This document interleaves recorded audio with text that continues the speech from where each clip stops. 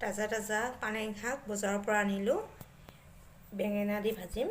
আপোনালোকেও এইদৰে ভাজি খায়নে বেঙেনা আৰু পালেং শাক? এতিয়া মই কাটি ল'ম, তাৰপিছত দেখুৱাই আছোঁ কেনেদৰে মই বনাওঁ। গৰম হৈছে, এতিয়া দিছোঁ মই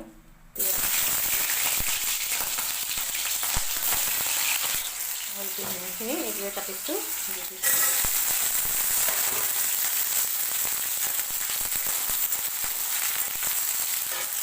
বেঙেনাত মই হালধি দি দিছোঁ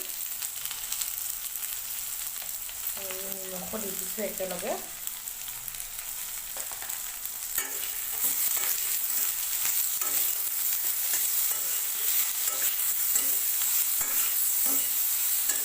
এতিয়া দিছোঁ শাকখিনি।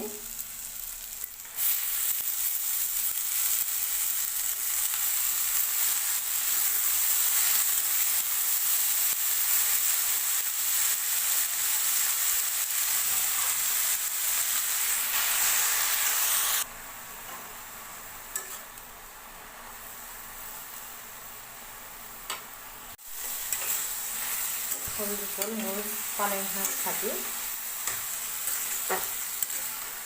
অলপ পানী আছে, এইখিনিও একেবাৰে শুকাই দিম পানীখিনি, তেতিয়া খাই ভাল লাগিব।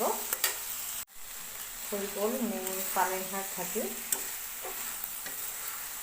এনেকৈ ভাজি খাবচোন, খুব টেষ্টি লাগে। যিকোনো শাক, জিলমিল শাকো এইদৰে ভাজি খালে ভাল লাগে বেঙেনা দি।